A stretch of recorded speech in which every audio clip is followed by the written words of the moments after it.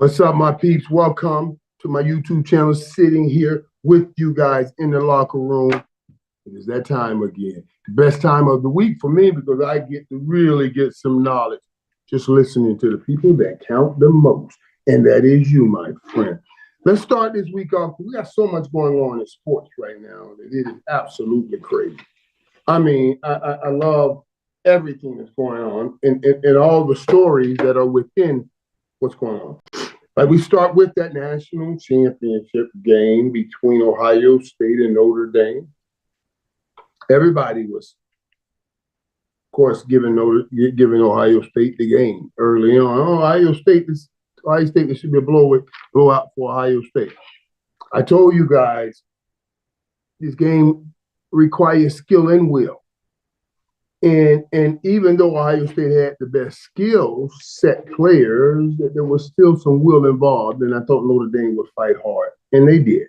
They did. Ohio State, for a moment, looked like they were just going to run away. But Notre Dame stayed right there, kept fighting, and got that thing all the way back where you were on your toes. Notre Dame, when they scored 23 points, that scored 31-23. I was like, oh my God, they're going to do this. They get that ball back. They'll get that ball back and they go score. Oh my God, we go into overtime. This was going to be an incredible game, even though everybody said it was going to be a blowout. And I was so proud that I came on and said, I don't know if y'all should bite on this. That spread is too big. Don't take it. Don't take it. And I be damned. I was like, okay, we got this. They got this. I think it was a 9-point spread, something like that. I said, they got this. They got this. And then they throw a deep ball down the sideline to Jeremiah Smith, the big-time wide receiver who they say is going to be the baddest thing since peanut butter and jelly fell in love with each other between two pieces of bread. That's what this thing was supposed to be. And now, he made a great play. Deep down the field. Who throws a go route when all you need is 8 yards to win the game? In the game, the odds of a go route connecting are very low, very low. They threw a go route. The kid, Jeremiah Smith, makes the grab. They come in, kick the field goal, and cover the spread. Dude, let me tell you something. I know when I was over here running on that machine, I told you guys, don't do it. Save your money. When they kicked this field goal, I threw everything I had on the floor because I said, see, this is the kind of shit right here that makes everybody believe everything is fixed. Oh, it's fixed. It's Yeah, it's why I don't gamble. And I don't like giving out advice about gambling, but I see what people say. And then people are here hard down betting. I mean, it just happens a little too much for me. Now, I did dig it. That Kansas City Chiefs game. Game's over. You kick that ball, they punt the ball, I don't know, it's 10, 11, 12 seconds left. No way you get 10 seconds up. No way you're going to lose this game. Kansas City snaps and runs out the back of the end zone and give up 2 points.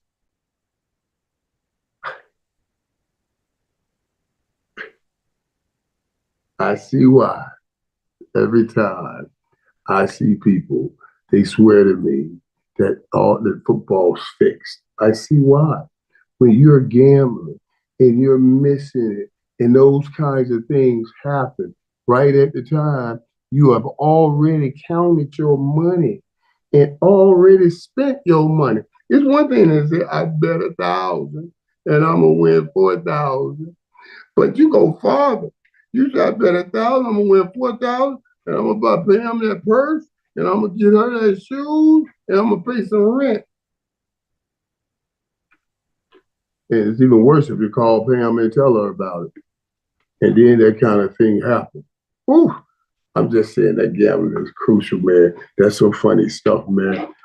Congrats to Ohio State in winning that game because I'm gonna tell you that was a great story too. They were trying to they're ready to fire him. They're ready to fire Ryan Day, head coach for Ohio State, because he had lost to Michigan so much. He had the better team and had lost to Michigan, and Michigan had just won a national championship the year before. You can't be losing to Michigan, and Michigan wins the national championship. And you Ohio State, the OHIO, they love that OHIO. I was telling somebody, man, every time I go to the Hall of Fame, me and Chris Carter, we just sitting there chilling. We're in the bathroom at the Hall of Fame. He said, "Watch this, man. We all got our junks in our hands in this urinal." He said, "OH, all of them with their junk in their hand." Oh. I said, "Jordan, it's a little too far here. Let's get out of this, Oh, wait." And they just kept going. It tripped me out. It was really funny. You know what I mean? So congrats to those proud OHIO. Did y'all hear? Did y'all see Herbstreit crying after the game? I thought it was interesting. Let's just say congrats. Congrats to those guys. Huh. Yeah, okay, I knew this was going to hit something. And already we got people all over right now wanting to talk about it. We got so much to talk about. I want to talk about that Ben Johnson hire. I want to talk about Lamar Jackson. But I'm just going to scratch a little bit of your back right here. Give me back to those comments. Give me back to the comments. I'm going to scratch a little bit, just an itch. Just, how you try to get that itch. Like Ruben. I know Ruben is saying already it's rigged. Guys, y'all know how hard it is to rig football game, right? Right, Red Leader? It's too big to rig, bro. It's just chance. Too many people involved to keep that. That's what I'm saying, Red. That's exactly what I say. It's too big, man. It's too much. It's too many people. And somebody gonna send me the bull the situation. Somebody gonna send me the bull. Somebody gonna get up there and say, "Your Honor, I don't want to tell the truth, no help. So help me God, it was him. He did it." That's what I think. That's why it's hard for me to believe that the games could be rigged. And it's hard for me to believe that these jokers in Vegas are this good too. So it's both ways right there. That's a scary thing. But boy, let's just keep watching it. And it just happens so much. And it's going to happen again this weekend. It's going to happen again this weekend. Adam says, Adam Hurley, I like this thought here because I think this will be an interesting Super Bowl when you start talking Super Bowl storylines. He's talking about the Chiefs versus the Commanders being the Super Bowl. Excuse me. Let me tell you why I think that's interesting and why I think it will be an interesting Super Bowl. And it ties into some of the stuff we're going to talk about with Lamar Jackson and where his legacy goes from here. If this is the Super Bowl, the Chiefs and the Commanders, this would be probably the greatest story Super Bowl. When you talk, first of all, you'll have a rookie quarterback in the Super Bowl. A rookie quarterback to take his team to the Super Bowl. That would be mind-blowing. But the other story is the Chiefs are going for a three-peat. This could be, I don't know, man. It's like, I say it today on TV. When I watch Jaden Daniels,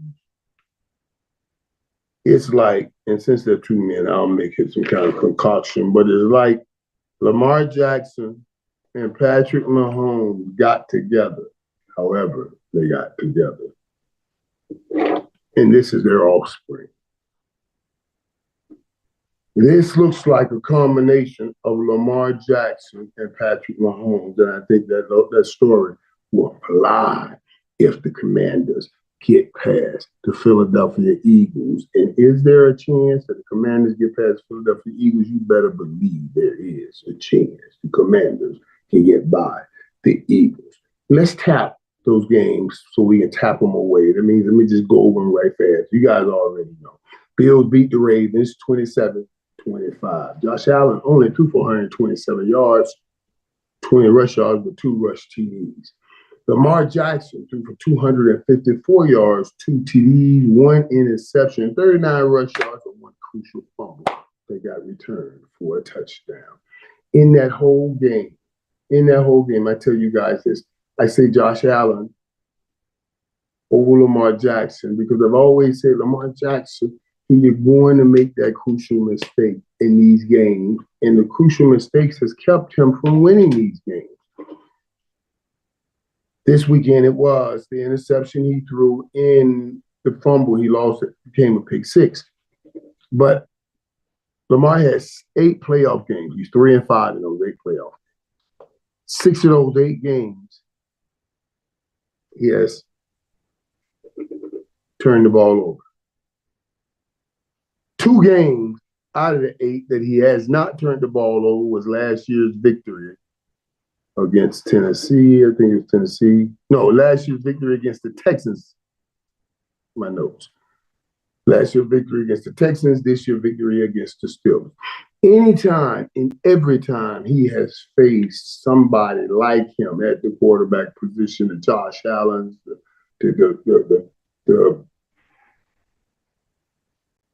Patrick Mahomes, the Joe Burrows, all of those guys, he always turns the ball over. Josh Allen had a turnover in 4 straight playoff games. You see, at that talent, it's not always about what you do great. It's sometimes about what great mistake you do not make. Lamar fumbles the ball, they pick it up and go pick 6.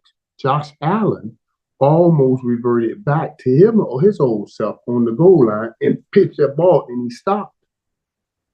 He didn't revert all the way back, and I guarantee you that saved the game for them. Lamar, you got to cut out the bad plays, the bad decisions in the playoffs.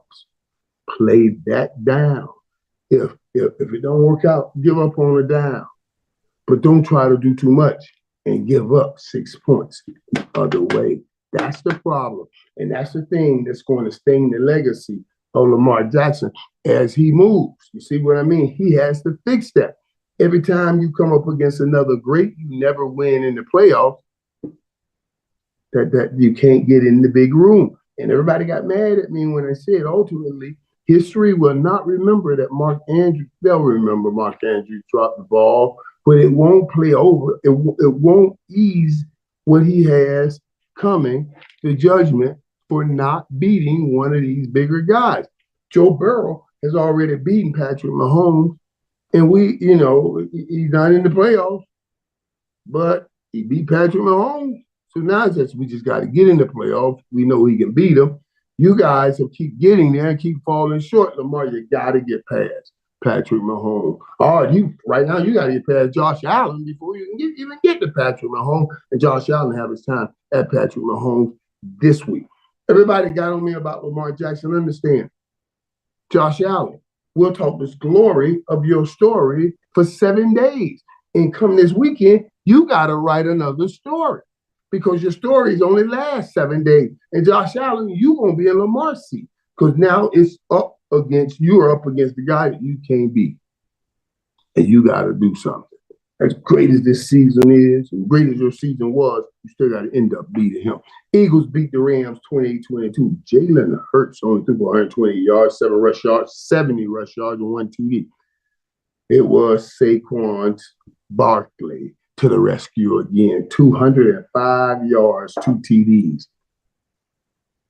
What a 2-game stretch he has had against the Rams. I don't know if anybody had a 2-game stretch like that because he's rushed for 200-some yards the first time, 205 yards this time, and he could have been rushed for more. The Eagles, dummies as they are, Saquon Barkley saved them.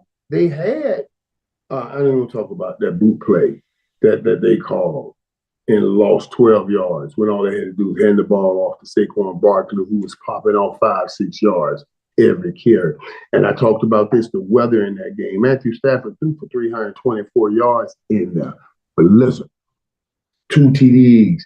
If Puka 6 receptions for 97 yards, Rams had 2 fumbles. If the weather was not that bad, I believe the Rams would win that game. The weather stole 2 things from me in understanding that game. It certainly stole the ability for the Rams to come back on that late drive because the weather was so bad. You're throwing the ball around. I want to talk to y'all about that too. The weather's so bad, throwing the ball around, it's just not the same. But also, the weather was so bad, Philly didn't really get a chance to throw the ball. And it's the second week in a row Philly hadn't thrown the ball that much or very effectively. So the weather hid 2 things or prevented 2 things. It prevented the Rams from doing what they needed to do, but it prevented the Eagles from showing us that they are prepared to win a football game throwing the football if they have to, because right now I don't believe they can. I don't know how healthy Jalen Hurts is. I don't know what's going on. I know one game, A.J. Brown has 1 catch, and in this game, he comes up with a couple grabs, and late in the game, you're trying to satisfy him on a bootleg that almost cost you the game. Don't do that dumb stuff anymore. The Eagles get to move on. The Eagles they'll be playing the Commanders, as you guys know. The Commanders beat the Lions. This was the game to watch right here. Jaden Daniels went for 299 yards, 2 TDs, and 51 rush yards. Brian Robinson rushed for 77 yards. De'Ami Brown had 98 yards receiving. Interesting because I told you, Amon-Ra St. Brown keep all of those guys that got drafted him in front of him and on a hit list. But De'Ami Brown hit him this time because he's saying, I'm going to the NFC Championship game. I came to your house and I sent you home. Jared Goff got outside the comfort of who he is. 313 yards, 1 TD, but 3 interceptions. There were times guys were right open in front of Jared Goff, and he forced the ball downfield, and he threw interceptions. When you get in the playoffs, you got to remain who you are. Jared Goff, all year, you played efficient football. You dumped the ball off. I called your offense efficiently explosive. You had boom, boom, boom, boom, high completion percentages. And you let those guys, the talent that those guys have, take that ball and run with it. It was not you throwing deep passes. Then why would you get in this game and try to do that? It's not who you were. It's not who you guys were. That's why they kicked you out of LA, because you wouldn't take that risk. It wasn't the time to do it now. And you blew that. You got to stay who you are.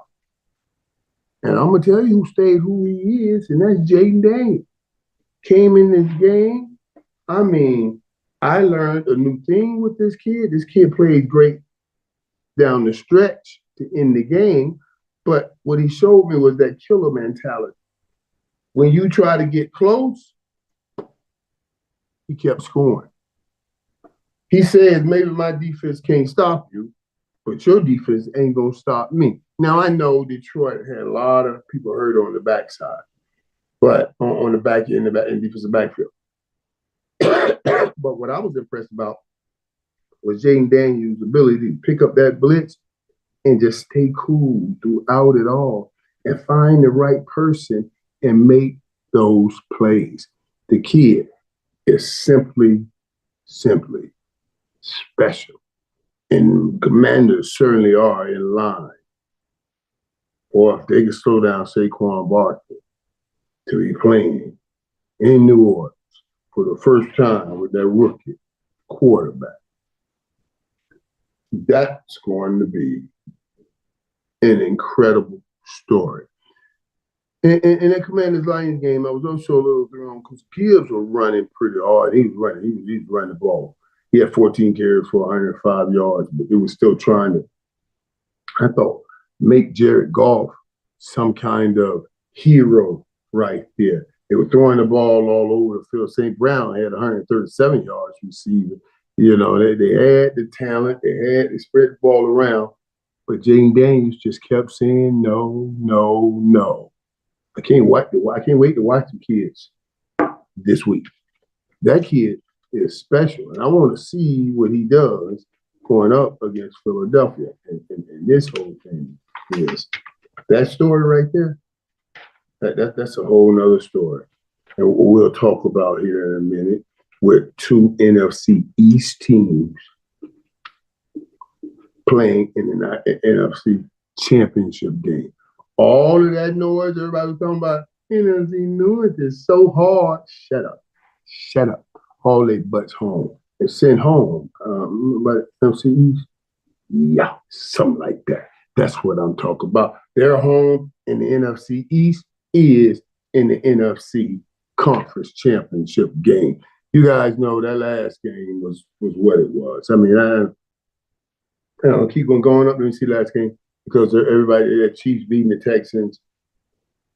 I even want to talk about this game. Hold on, don't talk about it. You know, you look at Patrick Mahomes, only 177 yards, right? Travis Kelce was the star of this game. Travis Kelce and that dude, oh my God, what was that dude? How you pronounce his name? Had the 3 sacks, 4 tackle for loss.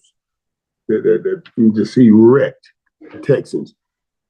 Yeah, that was Colossus. That's how you said it. I had him as my man on Monday. Excuse me. He wrecked the Texans. And I'm gonna tell you that's going to play a heavy role here. You gotta get to Jaden Daniels if you got any chance. When you Michael, wait a minute. Stop getting out of the Super Bowl. We're not at the Super Bowl yet. This is championship game.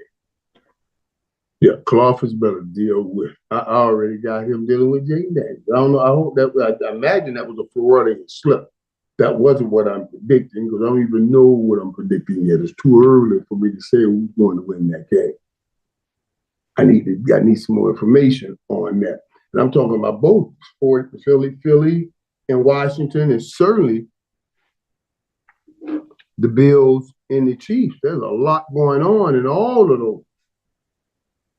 So yeah, I gotta figure this out. There was a number this time I want to share with you guys. Did you know what makes this game crazy? The Texans outgained the Chiefs by plus 124 yards, right?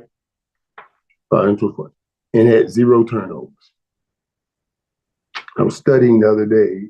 I might have had it somewhere, but did you know it said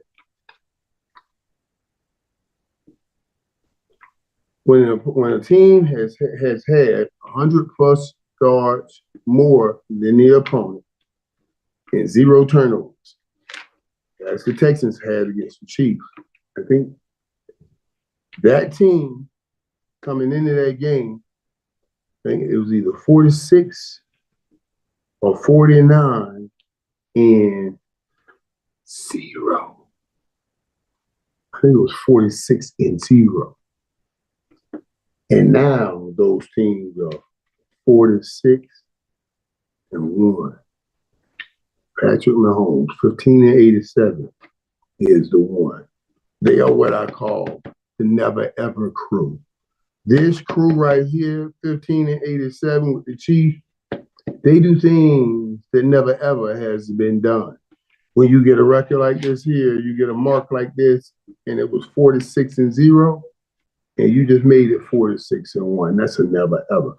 When you see what they are having an opportunity to accomplish this year, when they stand on the mountaintop and grab that 3rd Lombardi in a row, that's a never ever. I call never ever as those things that never ever has a man done before. It's a never ever. Never ever has any other man done it before, and those guys are doing it. And I gotta give them all the props in the world for doing it. Now, you guys, come on, man. I want to talk about this. Yeah, I talked about that. Chiefs and Redskins in the in that Super Bowl would be good. That would be a good game. This here, David Trino talking about my thoughts on the coaching search for Dallas. I heard this today, David. I heard them bringing out and throwing out, and we talked about it on the show today. Brian Schottenheimer, and I was like,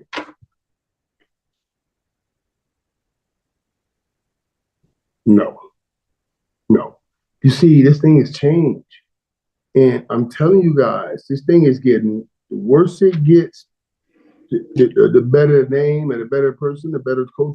You can't be messing around with these no names. The Cowboys need to make sure they make the right decision to move the ball forward on the football field. But, man, I think the Cowboys have to make sure they make the right decision to also send a little hope to the fan base. Right now, things look blue. And I ain't talking about cowboy blue. I'm talking about painful, sad blue. You know, you got two teams from the NFC East in the NFC Championship game. Those teams got young quarterbacks, so you imagine this will be a fight you're going to be fighting forever. Don't let Washington Commanders get into a Super Bowl, and God, heaven forbid, they win with their rookie quarterback. Oh, my God. That would be absolutely crazy. So you need something to come back on the football field with the quality of play, but also off the football field with the media, because that's going to be a hot team once this rookie goes and take him to wherever it's going to be a hot team no matter what now, because he's already surpassed any and everything. You know, you can tell me about the Mark Sanchez and all those other guys that, as a rookie, took their team deep, but those teams, Sanchez teams, all those other teams, they were led really by defense. This kid, Jaden Daniels, is leading his team. That's a different kind of rookie quarterback, and I just think, I just think that's special. Ruben, I'm with you. Deion Sanders used a lot of gold to go to at FSU. Miami and FSU are known to rock a lot of gold. Yeah. But let me tell you this, though. Let me tell you. Honestly, when I'm talking about what the Cowboys need is some hope. Hope that we got this thing going. Hope to get the fan base back going again. And Adam, I want Deion. I want Deion here. I know Adam Irvin telling me I want Deion to go to the Dolphins. You know, I don't call McDaniels a bum. He's called him. That's what he's saying. I think McDaniels done a great job designing offense for Tua, but yeah, I can see why you would want Deion in Miami. That would be quite a game too, and quite a situation. But Dallas needs something different. And I'm gonna get back to Dallas. I got to try to figure out where Jerry's head is, where his mind is on this. So I'm gonna certainly happen around to the Star and get some information for you. Don't sweat it. As soon as I get back to Dallas, I'm gonna get some information. You know what I mean? What are you saying, Ruby? You don't like the NFL anymore because the leagues? All right, the game up and whack football. Okay, flag football. All this flag football kickoff formation. He's saying they, effed up the game. I don't want to say that, but in some cases, I believe that now, because some of those fouls that they called on Patrick on Kansas City against the Texans were not good. I know everybody always tell me we're trying to protect the quarterback, and I'm okay with you protect the quarterback, but not killing the game to protect the quarterback. Or if you're going to kill the game just to protect the quarterback, what good does that do? Because the game is dead. So let's make sure we're keeping the game intact, and especially Patrick Mahomes. He's now doing what some of the guys did in basketball. You're trying to protect him, and he's trying to use it as an advantage. Like acting like okay, he's not going to go out, and then dropping when people come around, doing it the last minute, trying to draw fouls. So you guys got to be careful with that. The prophet says the Commander have no shot this week. Not in the link. You ain't beating the Eagles twice this year. Hurts will be big this weekend. He has to be big this weekend. Because I told you that kid showed me another level. And here's the problem. Here's the problem with the Washington-Philly game that nobody's going to talk about. If Washington gets behind Philly and they mount a comeback, they're trying to mount a comeback, they're using their strength to come back. Their strength is Jaden Daniels. So they're using their strength to come back. If Washington gets a lead over Philly, and Philly needs to mount a comeback, and it's a 10-point lead or higher, now Philly's strength is the second option because the point spread takes the run out, and it cannot be the main protagonist in the movie. The passing game has to be. So to mount a comeback, you have to go to your weakness, not your strength. If Washington goes down, they'll still be living in their strength to try to come back. Just think through those things. Think through those things. That's why, for me, it was important to see what Philly's passing game looked like, and the weather prevented me from doing that. Ball control will take Philadelphia Eagles to the Super Bowl. Yo, I feel you. Right? Ball control will really help because if you feel like you're not ready to shoot, to go point for point with somebody, then ball control. You're saying what I just said, Ruben, in a different way. You know, I'm saying they don't want to get behind because ball control won't work. You saying ball control so you don't get behind. We're saying the same thing. We're just coming at it a different way. Yeah, I understand, but Deion is not coming to us. We can forget it. I know. Deion may not. I don't, but I tell you what, I don't, some of the names I'm hearing too. I don't need that because that don't change any hope for me. And now I got to go into the season and go through what I got to go through to try to find some hope. I just want some hope around here. I just want some hope. Man, Halloween. Halloween. You just put that up there so a brother can say that. Halloween. He says JD showing no fear. He's obviously a Commanders fan, and he says he hates those Seagulls, those Eagles, and that's why it's going to be a great game. It's going to be a great game and a great NFC East battle in the NFC Championship game. I really believe it. I just don't know. I just don't know who I'm going to call, who I say will win that game right now. I'm telling you, Aaron, I don't know, buddy. I don't know. When I was on with Cam and Mace Monday, we were talking about that. Me and Cam, because we talk to Deion all the time. He told me, man, I told Time, Joker, I don't want to find out with everybody else. Well, I don't care. You better call me 5 minutes before it hit everything. Mike, this is what we're doing. This is what's going to happen. Jerry, I don't want to find out for that. Yeah, let me know what's going on, man. Call me 5 minutes before you. I don't care. I ain't got to have it long, but I got to have it before. I got to deal with my emotions. Whatever decision you're going to make. So we were talking about, I need you to call me and tell me. That's just what that is. I ain't going to tell nobody. But I'm going to tell you. But don't tell nobody. I'm going to tell you. Don't tell me. I'm going to let you know. We're going to leave that at that. You know what I mean? we go read it. Who that messing with me? We were talking about, you remember when I used to rock the big Dookie Gold rope chain at Miami? You know what I mean? We started that. Deion was talking about that when I was on his show. like when we met, I guess at one of Luke's parties. That's when I first had, oh God, I had that big old rope on, and they big old ropes. They were all hollow. They were so thin. They were light. Just whatever. Whatever. I think about that junk now.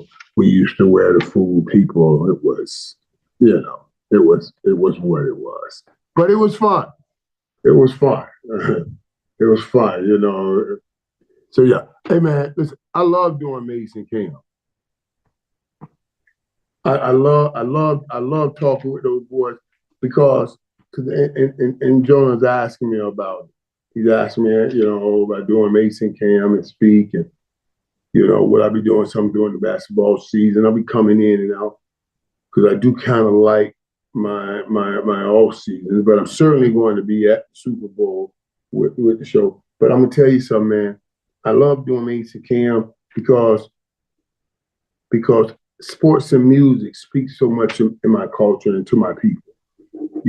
So to mix those two together and have an opportunity to speak, it's yeah. I think they do a great job. I think Mace, and Cam and the relationship that they have, and they bring it over on the air. I mean, it's just, I'm blessed. That Dion set that up too. Speaking of Dion called me and said, "Hey man, I know you wouldn't usually do this, but I need you to take care of my guys here and do this for them." And he said, I said, "All right, I'll reach out to him and see what's up." And yeah, he said, "No, I need you. I want you to reach out to him, not to see what's up. I told you I need you to do this for me." I said, all right, I got you. So, but it's been great, man. It really has been great, and Dion does that all the time. That's what I wouldn't even be doing that. That's what Dion does. I'm telling y'all, he'll be somewhere and call, "Man, I got something for you, man. I got something for you, dog." I said, "What's that, man? This will be good for you. This is what you got to do." And usually he's spot on. You know what I mean? He's spot on. I appreciate that, man. How do you say that?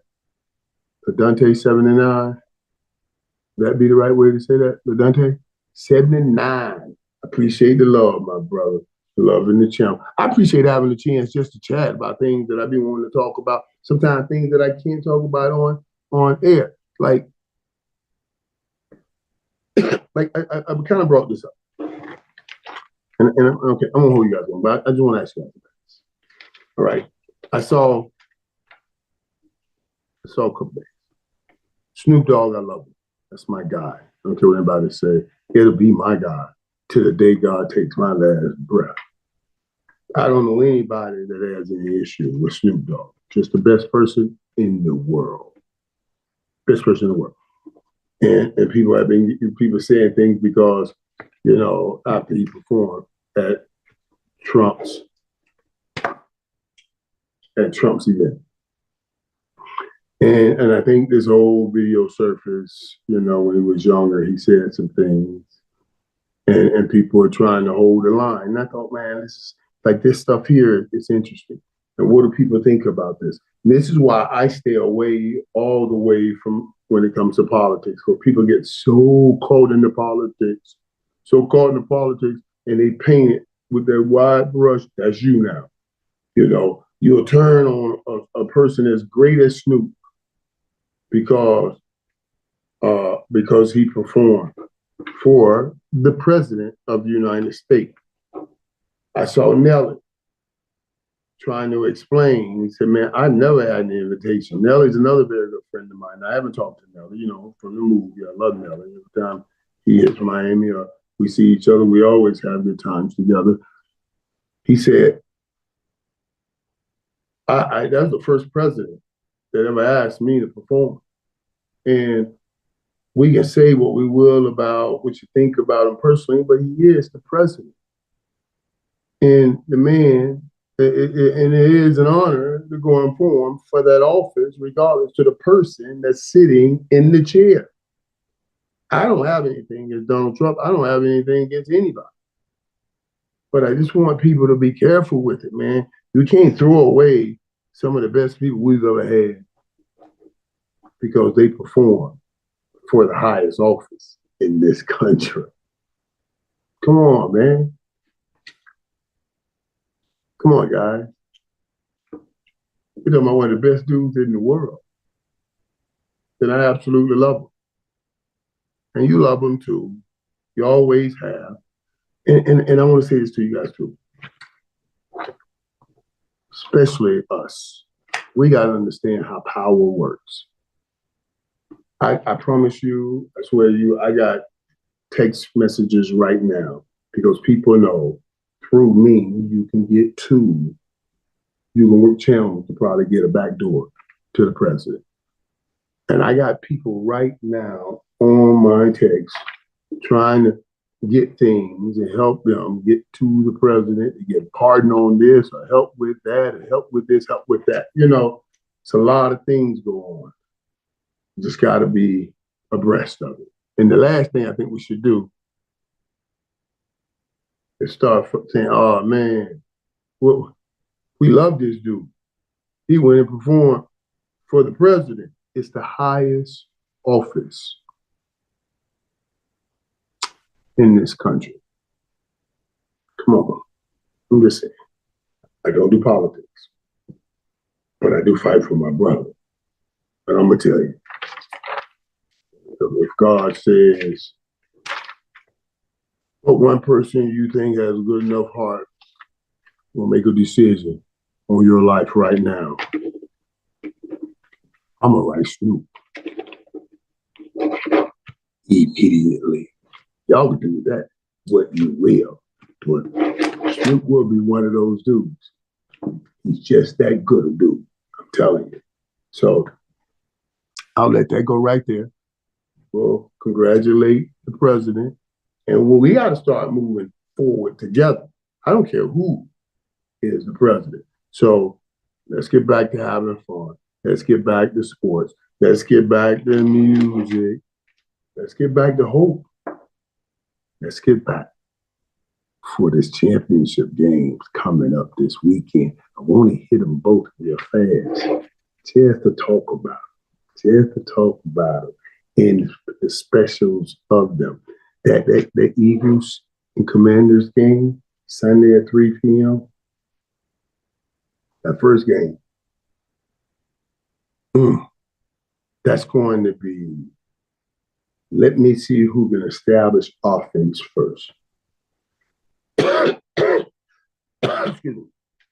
If the Commanders go score early, hold Philly, or hold Saquon, come back and go up 10, 14 points, that game spins on its head. And if I'm saying it, Dan Quinn is saying it, Jaden Daniels saying it, Cliff Kingsbury saying it, Terry McLaurin saying it, all of them are saying the same damn thing. That game is going to be which offense starts the fastest will determine the direction of that game. Now, that Bills at Chiefs Sunday, 6:30 p.m., prime time. They saved this thing, boy. That game will be about who does not make the crucial mistake.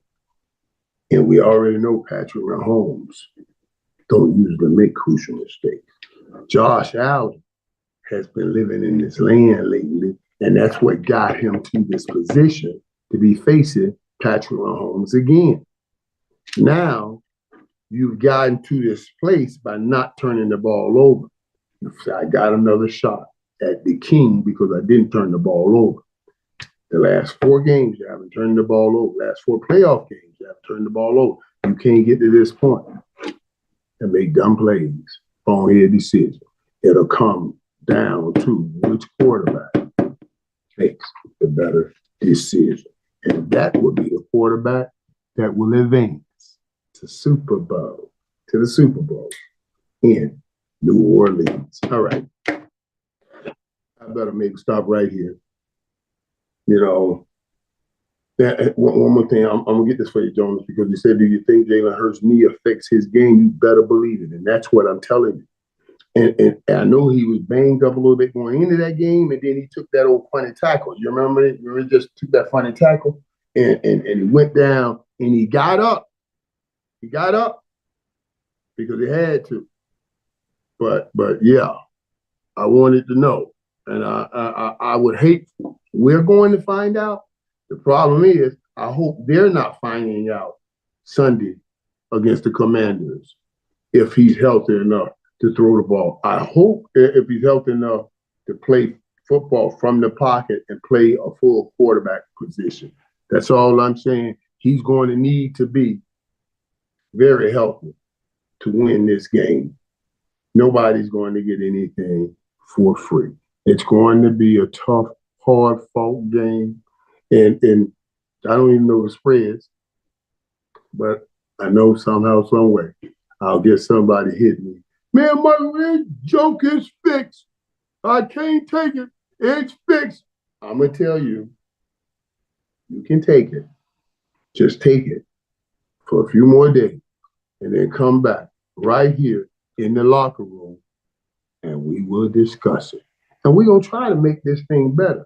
You know, one of the things I want to do too, I think we should play all playoff games in good weather. That part kills me. I'm sick of this. I don't want to see guys flaring around in the snow in the playoffs. I don't mind. I can take it if you're going to. All right, you can get the choice.